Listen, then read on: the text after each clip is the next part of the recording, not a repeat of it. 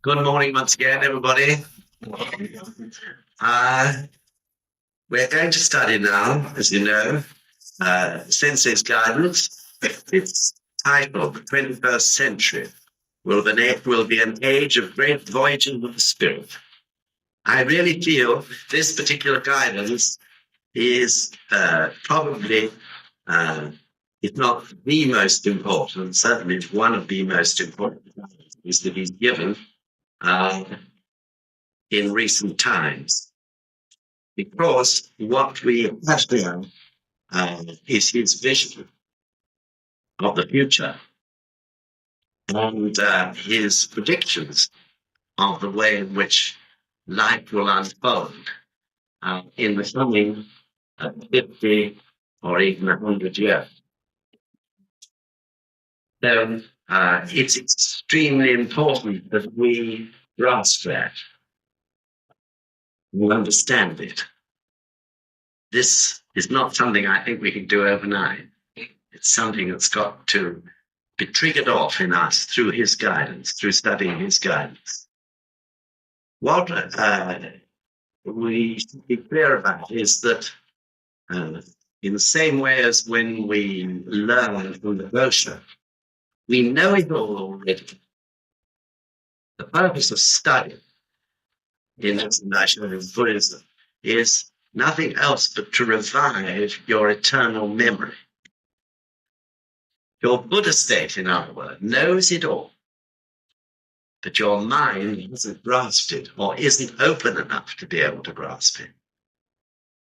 So the process of study and those three practices, study, Gongyo, and Danoku, and introducing this Buddhism to others, from our own individual points of view, the whole purpose of that is to open our lives and our minds to our Buddhahood. And study plays a great part in that. I never had thought of that until about a year after I started to practice. I sat on a train coming back from Taiseki when I was living in Japan with a gentleman, Japanese gentleman who practiced for something like 35 years. And he said to me, "Please remember, Mr. Clauston, when you're reading the Gosha, that you know it all. It's there to revive your memory, your eternal memory." Quite a thought, isn't it? But actually, we get proof of this often when you're doing shakubuku, when you're introducing someone else to this Buddhism, you're talking about it. I'm sure some of you had the experience that afterwards you think, "Gosh, was that me really talking? All those amazing things I was saying." That's the proof. So let's really take this guidance as something, accept it as something important. And although we're studying it today, we're only going to be able to study perhaps a quarter of it. It's so long, and there's so much in it. Please don't leave it there. Go on reading it and really trying to grasp what Sensei is meaning in all that he says. Okay, everybody. Good. So we'll take it bit by bit. First bit's quite short, and I'll ask them to read it. The 21st century will be an age of great voyages of the spirit. This guidance was given at the 20th Headquarters Leaders Meeting held at the Nagano Training Center in Karuizawa, Nagano Prefecture, on August 17, 1989. The elderly subsist on the past, and the middle-aged subsist on the present. In contrast, young people subsist on the future. This is not a matter of age.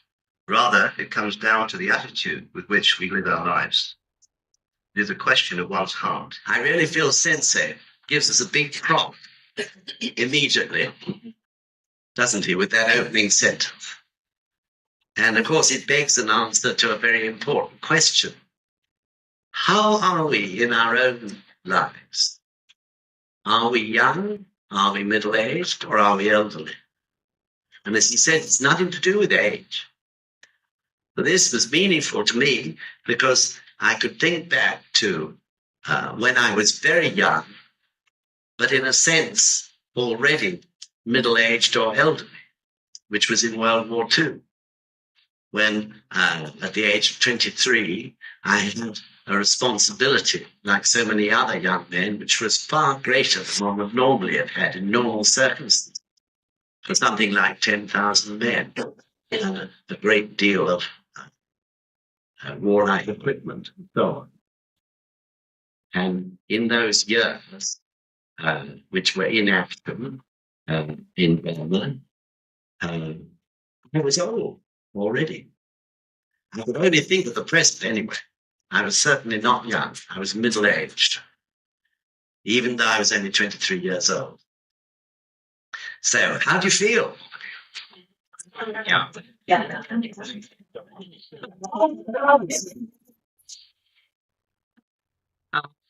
I think it's quite interesting to see how the breakdown is of ages here. Would you mind? It's a terribly tender thing, especially for ladies. But hands up everyone who's under 30. Under 30. Right. Okay. And hands up everyone who's between 30 and 60. Hands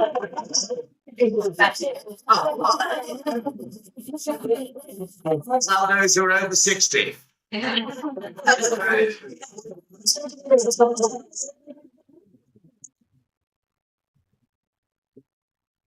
Well, it says this is anyway. It's not a matter of age.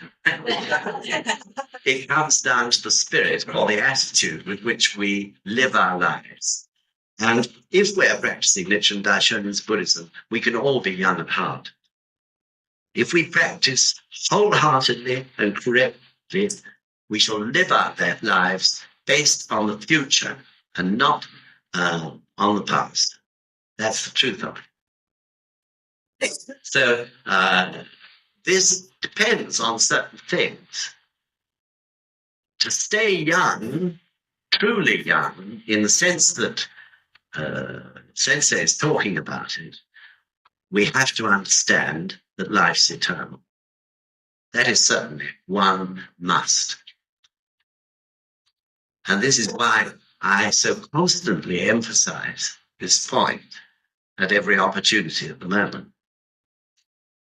We have to challenge this thing, because so long as we fail to do so, it means that there is something still in our lives which is causing us not to be able to face the whole matter of death.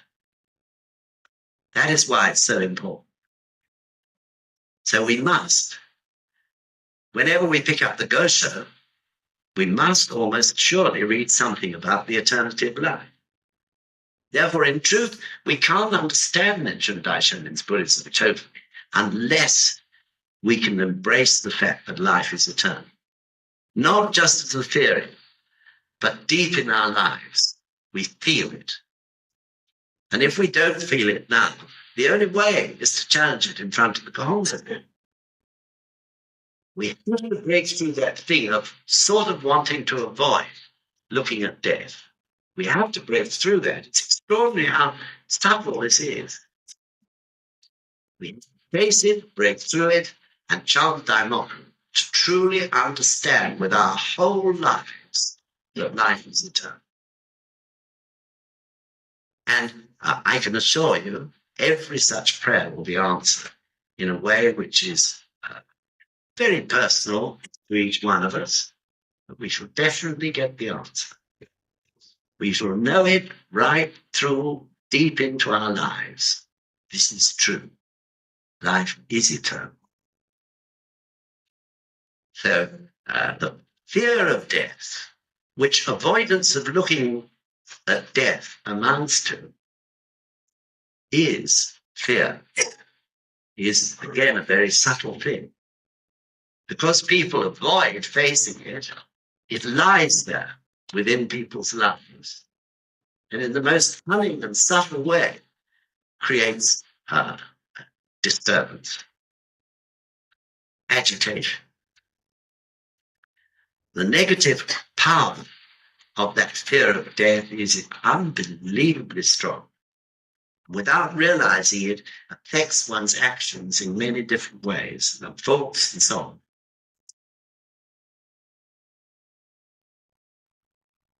So the importance, of course, is that if you believe in eternal life, it will help you to establish your life based on the future. Even people with children who they know are going to live on far, far ahead of themselves, still, if they do not understand that life's eternal, they will very rarely be able to sustain actions towards the future. The parent looks upon themselves as getting old and losing touch with youth and so on.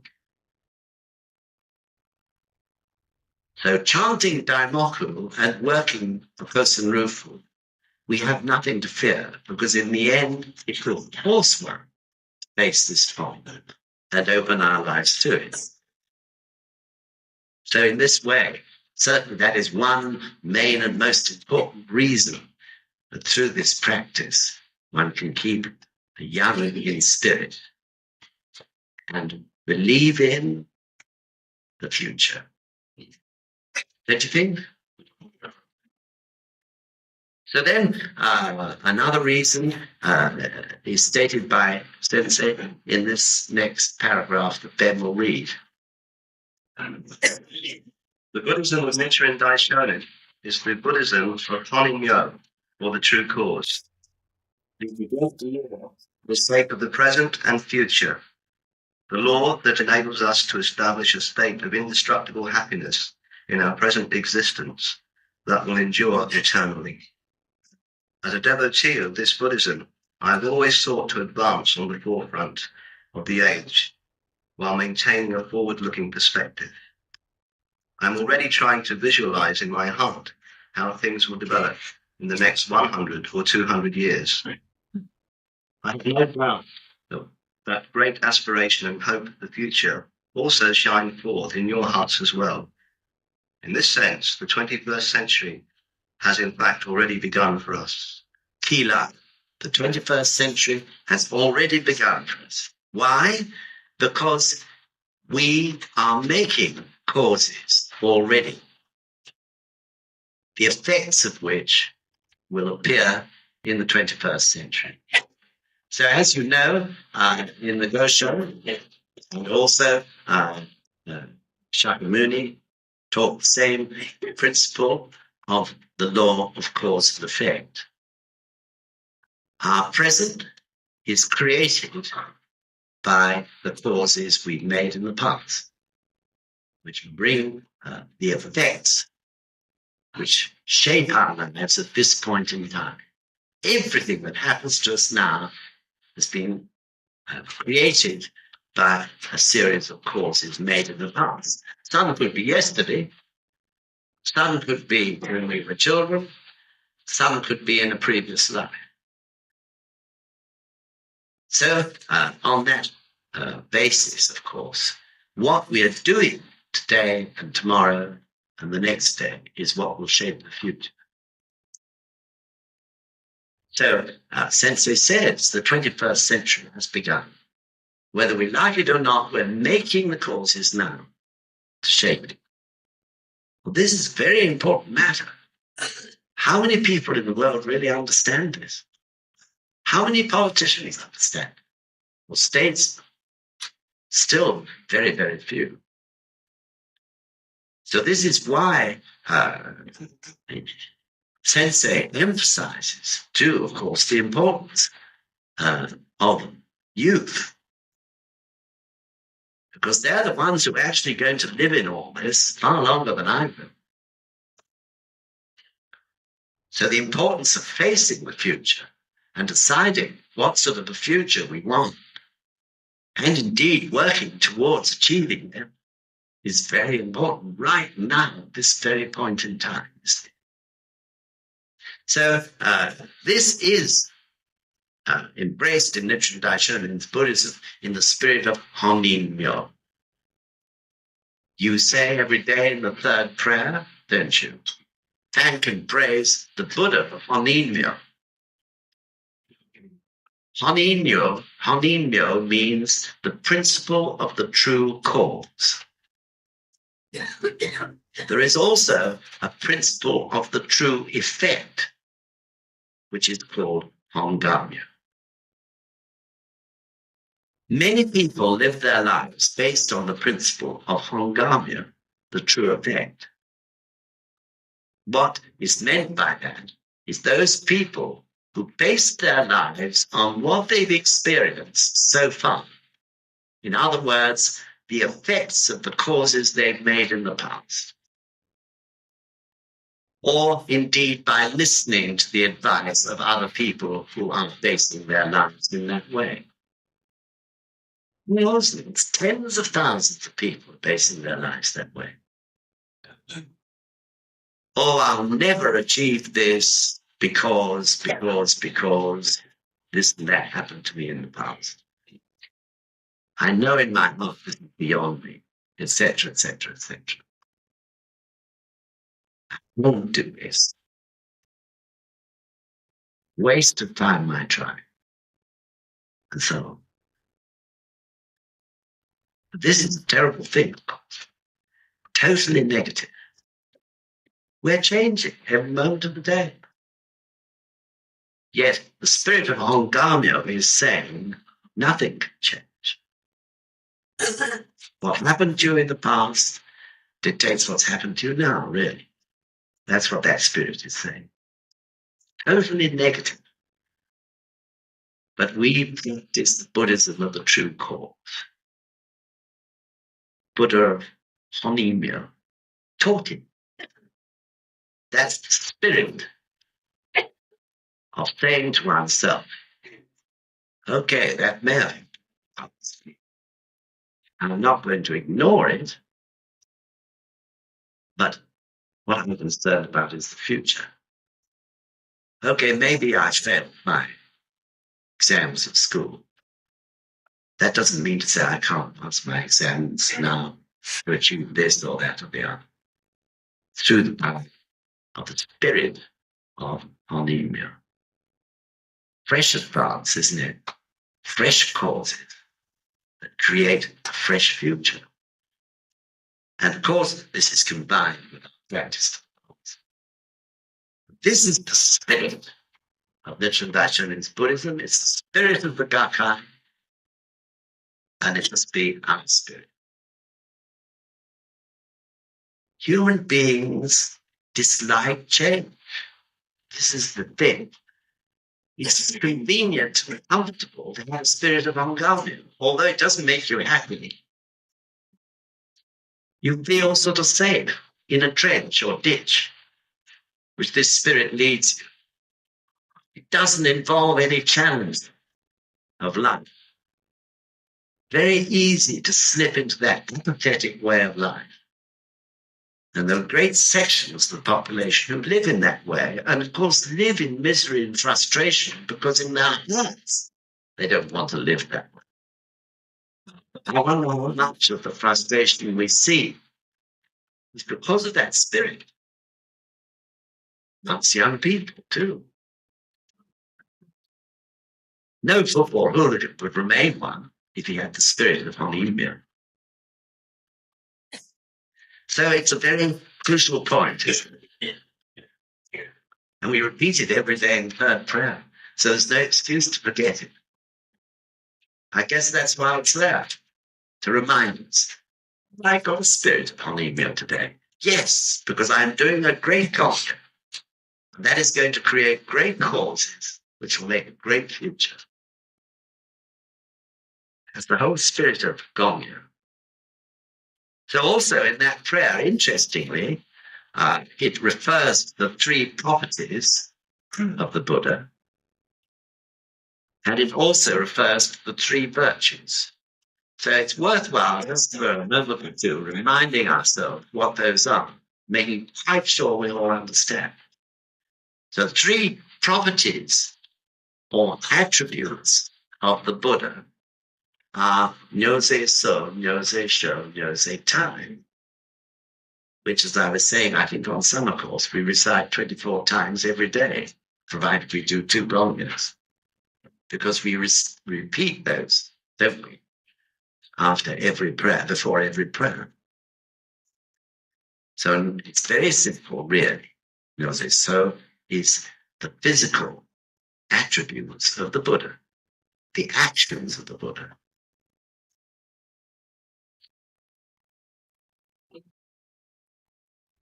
We are capable, through this practice, of revealing the physical actions and appearance of the Buddha. And secondly, the spiritual aspect of the Buddha. Those qualities of wisdom, compassion, courage,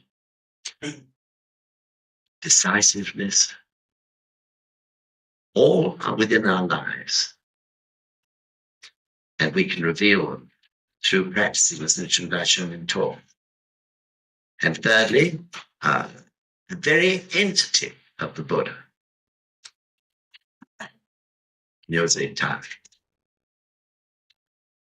That means to say that Buddhahood exists in the very heart of one's life, and because of that, we can reveal the spiritual and physical aspects of the Buddha.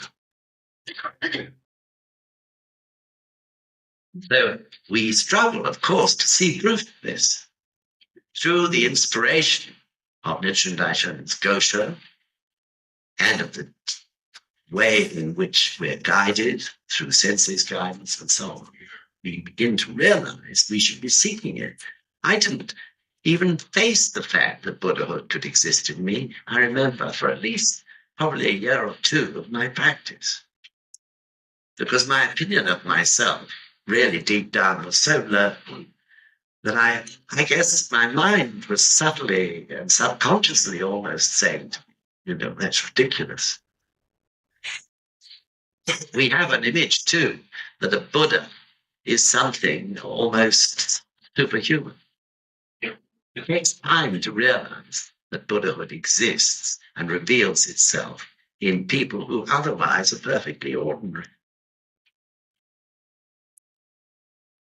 And then, in the same breath, we acknowledge the existence of three virtues of Buddha. The three virtues of parent, teacher, and sovereign. So, in a specific sense, the only person who we know who has revealed those three virtues in full is the Buddha, or the Buddhas. But in a general sense, we should be working to reveal those virtues within our own lives, to be a parent to everyone, to be a teacher to everyone who we encounter and who are willing to listen, and to protect everyone. And that's to say, the sovereign, to protect everyone through the power of our practice. So I can't overemphasize that our activities as bodhisattvas are not restricted, are they, just to our members, just to perhaps our night, but to everyone. Everyone should be embraced in our daimoku. Everyone in our environment, everyone in our village, everyone in our neighborhood, everyone in our country, and everyone in the world. So this is the task that we have. We are responsible. There is no one else who has found the ultimate truth. There is no one else except people who are chanting Nam-myoho Renge Kyo. Don't get misled into that wishy-washy way of thinking that there may be other ways to find the ultimate truth. Nam-myoho Renge Kyo is the ultimate truth. Not a way to it. It is it. You're there. Though it takes you years of struggle to open one's mind sufficiently to realize. So therefore, we are responsible. We should express and work to struggle to reveal those three virtues in our families and in our districts, groups, of course, in our places of work, everywhere, with members, non-members alike. So I believe in recent years there's been an astonishing change in Japan, though it's still not an obvious thing, still not anything that would hit the headlines. There are so many neighborhoods in Japan where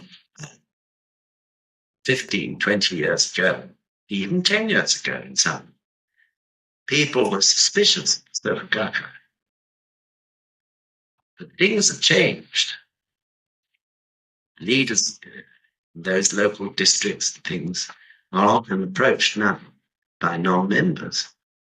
If there really is some great problem in their lives, they'll go to them for advice. They may not tell their friends still that they went to the Gakai leader for advice, but they'll do it in many, many instances. So just quite near to the Gakai headquarters in Tokyo, Shinamachi, is one of the greatest hospitals in Tokyo. It's called the Keio Hospital. And nowadays, and for some 2 or 3 years now, where the doctors in the Keio Hospital are up against someone with a terminal illness, carrying a disease for which the cure is still not medically understood, they'll say to them, now, we're sorry, we can't do anything for you. But if you like to go across the road,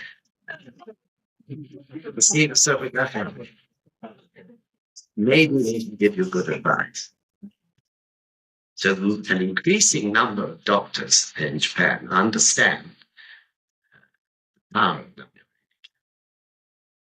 beginning to acknowledge because they've had such incredible evidence in their hospitals amongst patients of the difference between a person who is chanting as a patient, a doctor who is chanting, and a nurse who is chanting. They carried out a series of tests actually in Keio Hospital on this very point. So it's very interesting. Gradually, those three virtues of the Buddha, in other words, are appearing in people's lives. So, of course, it's through the gradual appearance of the three properties of the Buddha and the gradual appearance of those three virtues that individually, in an individual sense, we're making the causes, aren't we, to shape the future, the great causes. Good. So let's read on. These are certainly times of bewildering change, whether in the realm of thought, technology, or social trends. What was new just a few years ago has already become old and lost its appeal. This tendency will become all the more pronounced as we approach the 21st century. Outlooks and values are increasingly diversified, and it is becoming difficult to comprehend reality in terms of traditional worldviews. People, information, and things, for example, now circulate and are exchanged throughout the world on a scale that was inconceivable just 10 years ago. As a result, awareness of the Earth as one entity and of people's interdependence has increased dramatically, and older nationalistic ways of thinking are being seriously challenged. There's a time when one can hardly say anything significant without adopting a flexible way of thinking and a global outlook. There's also a time when it is vital to establish an identity and character that can withstand the onslaught of billowing waves of changes. Unless one possesses a firm philosophy of life and a tenacious character, he is bound at some point to be caught off balance by the ceaseless waves of change in society and be carried away in their wake. This is where Sensei really begins to look into the future. And of course, we already see waves of change coming at an ever-increasing pace. Over the last 40 or 50 years, this has been evident. But it's not going to calm down. Sensei is pointing out this is going to increase the pace of change, the pace of life. So we've talked an awful lot, based on Sensei's guidance, about the importance of opening and expanding our lives. This is what this is all about. People with narrow, rigid outlooks won't be able to take it. They'll fall by the wayside and live their lives in a state of apathy, feeling I can't cope, getting on with whatever they get on with, making a sort of living, but dreadfully out of rhythm with everything else, and therefore unhappy. This is really what is going to happen, and what is happening already. Maybe you can think of people you know who've given up really coping with the pace of life and sit in the narrow confines of their homes, almost fearful, looking over the fence. That's what's going on around them. So here again, our good fortune is unbelievable, isn't it? We've got all the tools, everything necessary to face this change and these rapid series of changes. No matter what the pace of the world, we have the wisdom to cope with it and withstand it and still live valuable, vibrant, creative lives. The Buddha nature, in other words, within us hasn't got any limits. It's broad and it's full and it's deep. It's boundless. There is nothing that we can't embrace and understand and keep pace with through Buddha's state, which we take through which Nichiren in Paul. I remember quite a long time ago now, and I jotted it down, as soon as they said, it must have been 15 years ago at least. It's time that rather than looking at the universe from the point of view of the earth, we stood back and looked at the earth from the point of view of the universe. Mm. And that is what this practice enables us to do, to embrace everything that's happening on this earth in our minds, to take it and understand it and not be frightened of it, but be able to view it as a whole and forge a way ahead despite all the difficulties, problems that the world may present. There's nothing to fear, in other words, through this practice. So how can it fail to be that an increasing number of people will be seeking it, though they may not know exactly what it is they're seeking? There are bound to be people, as the acceleration of life and its complexity increases, who are searching for something or other to base, some sort of rock to base their lives on so that they can cope with it. So inevitably, therefore, there will be an acceleration in the number of people who are searching for Namyo Renge-kyo deep down in their lives, though consciously they won't know. So, therefore, of course, our lives individually, because people will see this actual proof in our lives more and more clearly as the situation accelerates and becomes more difficult. Inevitably, therefore, Shakabuku will become more frequent, I believe, and people will grasp whatever they can in order to try and find what they're seeking. So there are exciting times ahead. And so far as we're concerned, we must work at ourselves through this practice. Now that the 21st century is really looming above the horizon, should be a reminder. We mustn't waste time. We must practice wholeheartedly and train ourselves, prepare ourselves for the age which is to come. In other words, to waste what we've got in terms of the weapons to cope with the future, we better learn how to use them fully. The weapons of Gongyo, Daimoku, studying and teaching others. So we go on now to the next paragraph, and Sensei expands this a little further. Again, these are times when those individuals and groups that will fall behind the screen right and left. The same goes for conventional ways of thinking and forms of expression. In this sense, the 21st century will without doubt be a new age of warring states, a time when all organizations will be pitted against one another in a struggle to survive.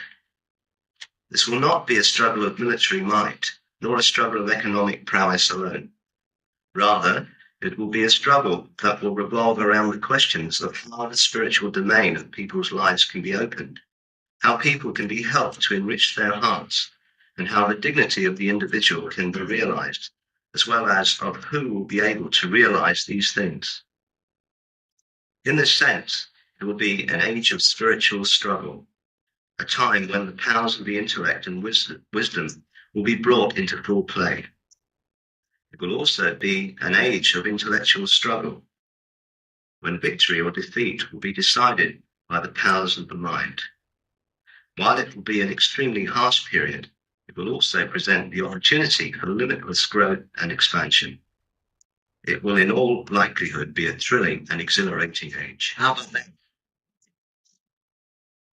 The Sensei, as you know, has long called the 21st century the century of humanity. We're beginning to understand now through this guidance why he called it that. And of course, we're already clearly understanding how very small this planet is becoming. Is the unbelievable technological advances that have occurred even in our own lifetimes, or perhaps I should say even in your lifetimes, let alone in mine, are absolutely astonishing, aren't they? So when you think of the hundreds and hundreds of years that are in our history before the internal combustion engine was invented, when anything beyond one's own county was a foreign land, and sometimes even beyond one's own village, because of the slowness of communication. And yet today, the whole world is at our feet, isn't it? In a few hours. I remember our annual holiday was to the Isle of Wight when I was a boy. And my father spent about a week preparing his car for the journey. To him, it was a major sort of adventure, this journey, when I was a little boy down to the Isle of Wight, including getting onto a ferry and all this. Unbelievable what went on. The excitement of this journey. All the year round we were looking towards it. And certainly for the last month or so, my father was planning what he had to do with his car in order to get there. How amazingly it's changed. But another aspect is, of course, that we couldn't do Koh Rufu like we're doing it without the motorways. The motorways have transformed, although we may hate them in some ways, but they've transformed communication. We can get so quickly anywhere in the UK. So it's nothing for people, to get on a car and motor from London to Leeds or something to do a study lecture or whatever it may be, or give guidance and so on. Astonishing change. Likewise, of course, aircraft have enabled us to link very easily with our friends in Europe, to come here. Actually, the very first journey made to this place was made by train and sea and train. Everyone arrived here absolutely exhausted. And on the way back, it was a very rough sea, and everyone was sick. And instead of riding that beaming on the cleared with green faces, it was heavy. Nowadays, you can get on an airplane and do it so quickly. How many people did that train journey? Yeah. So, oh God, I'll never forget it. And then, of course, in the world as a whole, we couldn't go on Tosa. It was going to take us a month by ship. But not long ago, Barbara Cahill, I'm sure she's told you, it's one of her great memories, her golden memories, was going on Tosa by the Trans-Siberian Railway. Can you believe it? Incredible. That was the best and cheapest way to get there. And the quickest, quicker than going by sea. And much less expensive than going by flying boat or whatever means of aircraft were available. Unbelievably expensive. They couldn't afford that in those days. So now we have facsimile machines, computers, satellites, communication, and so on. The general meeting in Japan was televised through satellite to about 25 different great icons in Japan, so that all the members in all those cities could join in with it. So the time is right for Kosen Rufu in every sense. And the wonderful thing, I think, is that Shakyamuni predicted all this 3,000 years or so ago. It's amazing. And what he said was, wasn't it? You all know the phrase, I'm sure. In the next 500 years, meant after his death, establish Kosen Rufu and never allow its flow to cease. All those years before. Nichiren Buddhism Gosho constantly repeats that phrase, doesn't he? Gosho after Gosho. And of course, he was born in that fifth 500 years. That is, if you accept the Buddhist view, not only Nichiren Buddhism is Buddhism, but the Buddhist view of the date or time at which Shakyamuni Buddha died, which was roughly around about 930, I think it is, BC. So scholars have been arguing for 150 years, ever since Victorian times, largely in the West, about the date of the Buddha's death. I read a book the other day by an Australian professor, which is very interesting, about the growth of understanding of Buddhism in the West. Well, he was absolutely clear and produced all necessary examples to prove that this argument amongst scholars about the date of the Buddha's life all arose because really they wanted to try to bring the Buddha's life nearer to the life of Christ. They didn't particularly want it to appear that Buddhism was that much older.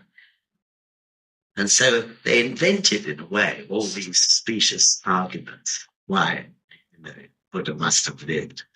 However, there was always, fortunately, a good cross-section of scholars who didn't agree with that. The argument still goes on. I don't suppose it'll ever be solved. Sensei says at the end there, in this sense, it will be an age of spiritual struggle, a time when the powers of the intellect and wisdom will be brought into full play. It will also be an age of intellectual struggle, when victory or defeat will be decided by the powers of the mind. The struggle, he says, of human beings and human organizations to discover a philosophy of life that can keep pace with the speed of scientific and technological development. In other words, the struggle to maintain order and to not allow things to develop anymore in a chaotic way, which is bringing the world towards the very brink of disaster. We see today progress at an astonishing speed, and it is totally chaotic in terms of life, isn't it? Out of hand. causing the destruction and pollution of the environment, and so on.